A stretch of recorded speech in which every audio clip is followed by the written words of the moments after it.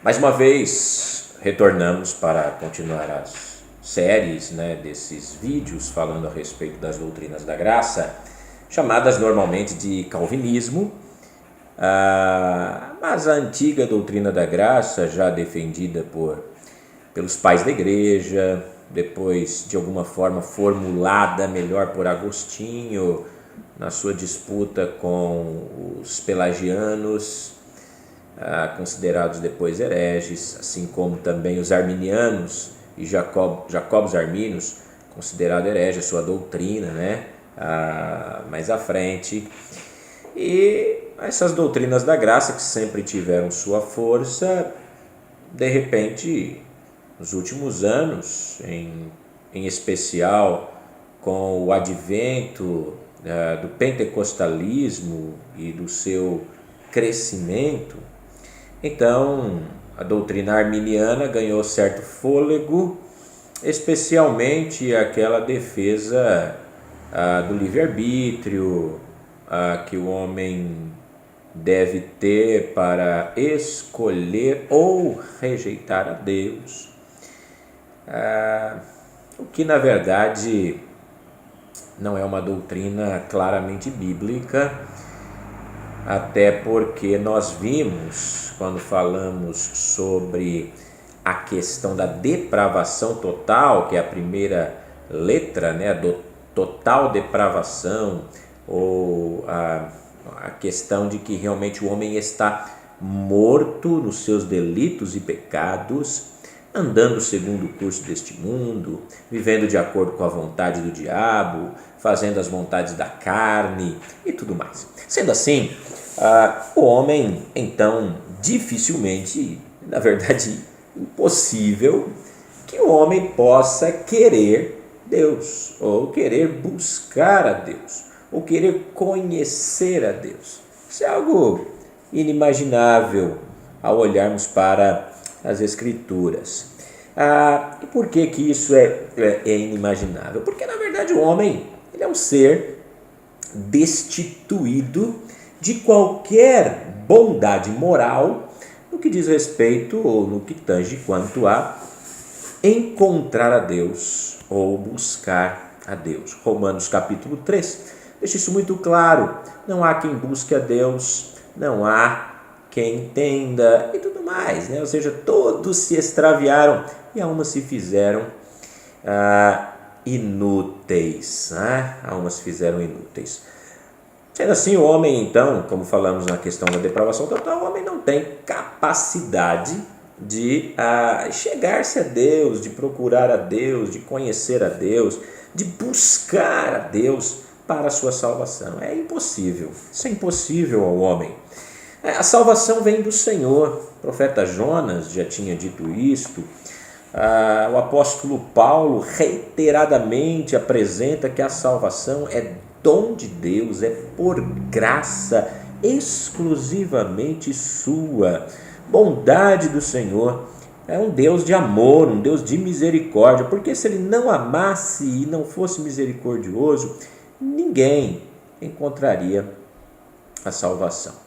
Bom, esse ponto está bem colocado já na questão de que o homem, dentro daquele acróstico da tulipe, onde falamos da total depravação, ou depravação total, agora entramos na eleição incondicional. A eleição incondicional. E a doutrina da eleição, então, ela deve ser apresentada ou encarada somente sob a aplicação da doutrina da predestinação, que relaciona-se com a salvação de pecadores e, na verdade, como podemos entender que as Escrituras estão preocupadas, naturalmente, em apresentar a redenção de pecadores, Então, essa doutrina ela deve ter uma proeminência especial.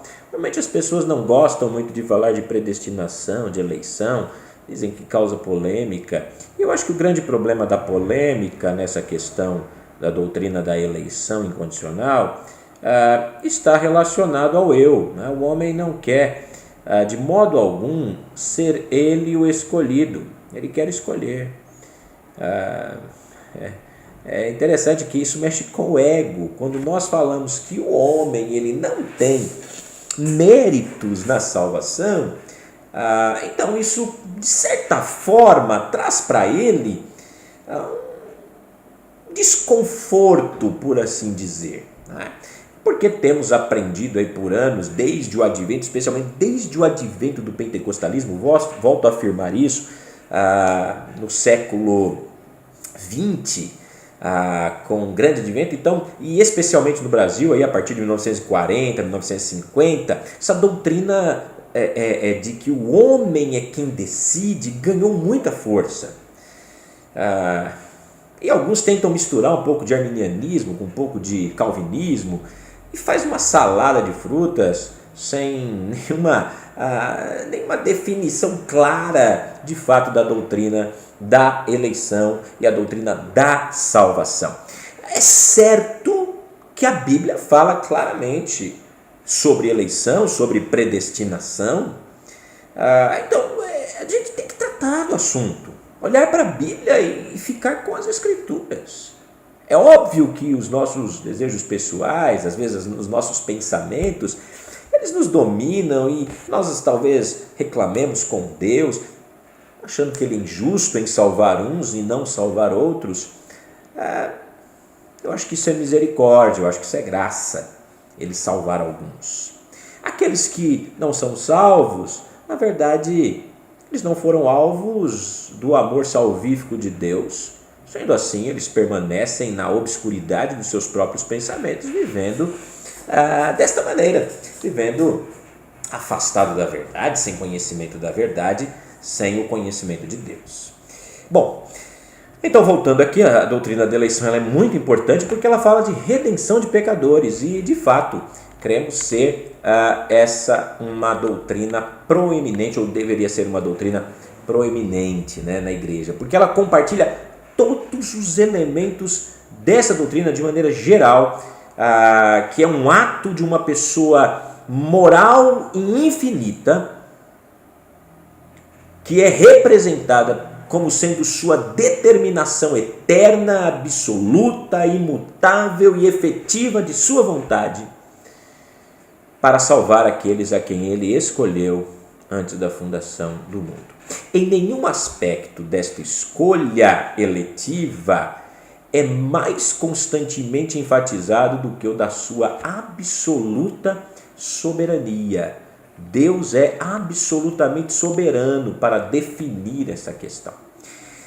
Entendemos que há um decreto de Deus, um decreto eterno, divino, o qual antecedentemente a qualquer diferença ou excelência nos próprios homens, separa a raça humana em duas porções e ordena para a vida eterna alguns, enquanto os outros não foram ordenados para a perdição eterna.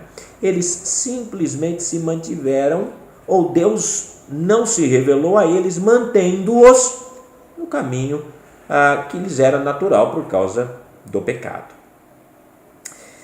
Deus não fez uma dupla escolha neste sentido, pelo menos no meu entender. Há aí algumas divisões dentro do próprio calvinismo nessa questão. Alguns entendem que há uma dupla predestinação, outros creem que é apenas a predestinação para a salvação, e que os demais homens não foram alcançados pela misericórdia de Deus, continuam obscurecidos. A alguns Deus decidiu se revelar, ao passo que a outros Deus não decidiu se revelar. Não é que Deus decidiu mandá-los para o inferno.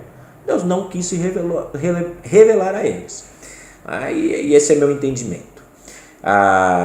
Então, o conselho de Deus, na sua soberania, Deus fez uma escolha de salvar alguns. Poderia deixar todos perdidos, como poderia salvar a todos, o que seria o universalismo, e que nós sabemos que isso é uma grande heresia. Deus não vai salvar a todos, Ele vai salvar apenas aqueles que foram escolhidos por Ele antes da fundação do mundo. e que o meio para que essas pessoas cheguem ao conhecimento da verdade é a pregação do Evangelho. Então, a falsa acusação de que o calvinismo nega a pregação do Evangelho, então ela é uma inverdade, porque a Bíblia fala que a fé vem pelo ouvir, e o ouvir a pregação da palavra de Deus. Então, tem que pregar o Evangelho, tem que pregar o Evangelho. O fato, então, do homem ser corrupto, ele merece o castigo eterno, mas Deus, em sua misericórdia, resolveu nos salvar. Os não eleitos, então, são simplesmente deixados em seu estado prévio de ruína e estão condenados pelos seus pecados. Eles não sofrem, notem bem, eles não sofrem nenhum tipo de castigo não merecido, pois Deus está tratando-os não meramente como homens, mas como pecadores. E a necessidade de reparação, e aqueles que confiaram na obra completa de Cristo na cruz foram reparados pelo que Cristo fez. Aqueles que rejeitaram esta obra permanecem então obscurecidos e não recebem a graça eletiva, a graça salvadora do Senhor. Nós vamos terminar este vídeo inicial aqui, esta introdução aqui. No próximo vídeo quero tratar um pouco sobre o que as confissões, né, tanto a de Westminster como a Confissão Batista de 1689, a de New Hampshire também, e outras confissões demonstram claramente a defesa da doutrina da eleição incondicional, ok? E depois também, na sequência, olharemos, e aí sim é o mais importante, olharemos o que as Escrituras têm a nos dizer a respeito da doutrina da eleição e se de fato as Escrituras demonstram esta realidade, e posso já de antemão afirmar que sim. Ok? Muito obrigado a todos pela atenção e em breve voltaremos aí com mais um vídeo sobre a doutrina da eleição, segundo ponto da Tulip. Deus abençoe a todos.